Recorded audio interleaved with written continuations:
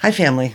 This episode is a very skeletal introduction to a series on borderline personality disorder, BPD. I'll just go over generally what each episode in the series will cover. I will give fair warning to anyone who wants to make an entry, cares to make an entry into the archive about this educational topic. And those of you who have been here know I am not a therapist in any way, shape, or form. However, I have done this recovery journey now for 25 plus years, and I've worked damn hard at it. And I have borderline personality disorder. That it's still known by that name in our country. The name hasn't changed yet. We'll go into some of that in future episodes. But we are in a very volatile,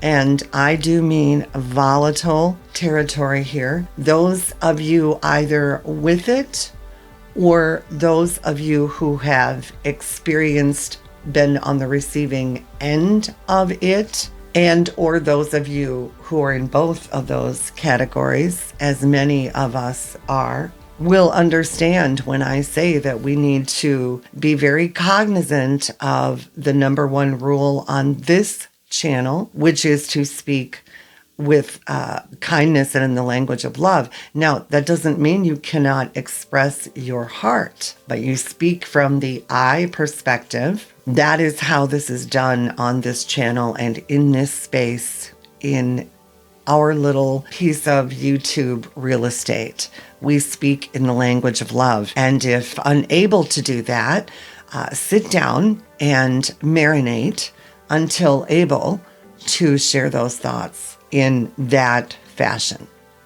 Enough said about that.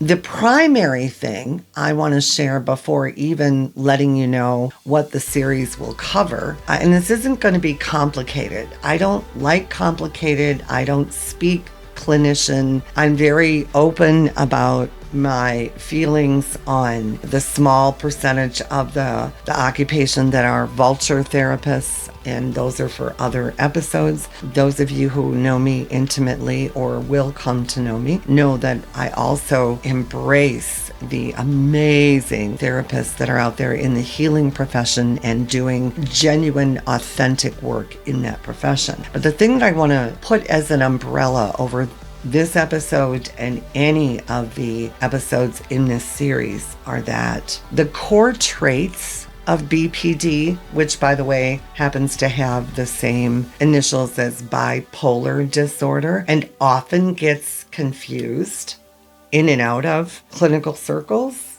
still, but they're not just problems. The core traits, they are not. They are raw, unregulated strengths. So much like a stallion, right? And when those skills are built, and no, it is not easy. And yes, it takes a lot of time and a lot of patience and a good support network and not yes people around you, which is also not easy. But when those skills are built, those same traits become advantages that most people do not have and never get. That's just a fact, Jack and Jill. That is something that needs to be understood right from the outset. So we're going to cover in the series, and like I said, it's not going to do a deep clinical dive or anything like that. It's just this dis-ease is so misunderstood, both by the sufferers and those who are on the receiving end. Before I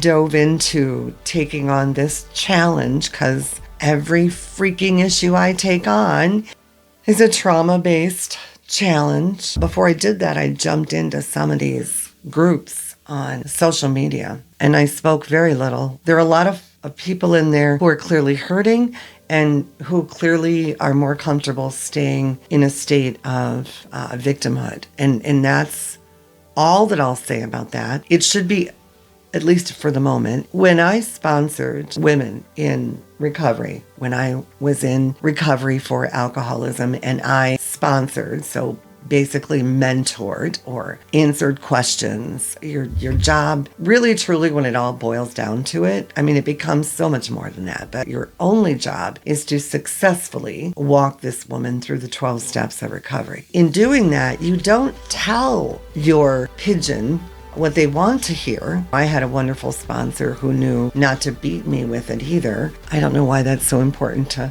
some people, mostly men, that it should be beaten into you. I think it comes from the Catholic nuns whacking them with rulers or something. I don't know.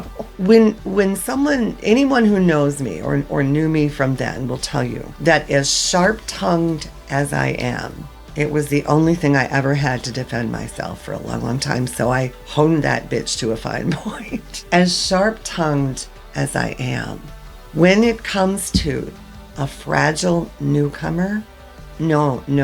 You will not see that in me, not for a moment. I become very protective, in fact, and could and will maybe tell some stories about that. And so that's the intensive care stage. When you first come into recovery or you first begin this path for whatever reason, we're all so beaten up and worn down. And so we really are in this mental health intensive care, right? And we're in there for a little while. But, and this is a big but, some of the folks, and this is in any sort of issue or topic or whatever, there are places that folks gather around the watering hole to bitch and complain and piss and moan, and they just find comfort in that. I don't like to stay there. That's not for me. I mean, it's just not. It's like you're on one side of the bridge and the sun is shining, and you try to convince these other people to come and they don't. So you just can't stand there calling to them forever. You just can't do it. That is willful ignorance or a stage that they're in. The kindest thing that you can do for yourself and for others is to move forward. That took me much too long to learn that. When you're in that intensive care stage, that's a whole different scenario. But one of the traits of someone, and anybody who has borderline personality disorder, I do it like this because in this world, I don't see it as a disorder. Not if it's regulated, not if you've been in recovery. It is a major asset. One of those traits is that people can't lie to you. They can try, and you can let them get away with it because you don't always sweat the small stuff because there's so much small stuff, but people can't lie to you. That becomes one of your finely honed skills. Now, having said that, that can turn easily into manipulation. And we all know that too. Don't even go there if you want to try to defend that. Enough of that. That is a whole different scenario. Somebody who's a newcomer as opposed to someone who really truly is seeking and working hard on this path of peace. When you have BPD, because trust me here, if you don't have it, if you don't know what it is, consider yourself freaking blessed, man. It means for the most part, you don't know what trauma is, and God love you for that. Or at least not trauma when you were younger and consistent. Well, anyway, that's another episode. So the series will be what it is, what borderline personality disorder BPD is, and what are thought to be its causes, major causes, and those with BPD, it'll make sense to them, right? It just makes sense. Some things they don't need to do all those studies. I mean, they can, but you just know, your gut knows what it looks like, what splitting is. Oh my gosh. And if you know, you know. Why it is missed and misdiagnosed in males so often. How it's managed. That is what everybody wants to know, how it's managed. And I'm going to give you one brutal truth right now. If somebody has found an exception to the rule, you let me know. I'll highlight you. But I've never found a way to manage it 100% effectively all the time. What I have found is how to manage it quicker and how to lessen the hurt much more quickly. That I have been able to do. And then what are its assets? And let me tell you something. They are huge. I'm not kidding. I invite you to stick around and be a part of the series. Subscribe to the channel. I don't do that, I guess. I'm supposed to do that more. I've never been very good at that. That's probably one of the reasons that I was one of the first naughty party ladies I mean, literally on the planet, most certainly in this country, was because there's no rejection. I mean, or little. The only rejection is really money-based because, I mean, think about this. If somebody goes to a Tupperware party back in the day, whose husband is going to hand them the checkbook or cash on the way out the door? That happened all the time with my naughty parties. I kid you not. We had rubber, but we didn't burp lids at our parties. So more episodes to come. Hang out. I'm getting better and better at this. I'm far from perfect, and I won't ever be. Like, I've had notes here, and if you've been with me for a while, you know I don't like to do that. The only time I ever use script is when I do spoken word, and then I'm not in front of the camera because I don't like script. And when I was taking tons and tons of photographs, I always loved candid photography. I don't like the sitting and posed, and I've never ever felt comfortable in front of the camera. Ladies, and it is mostly ladies who are here for grandparent alienation, I know you're here, but you fall also into all these other layers that I'm trying to bring out. And if you don't, your children do in large share. We live in a really screwed up world, man. Really.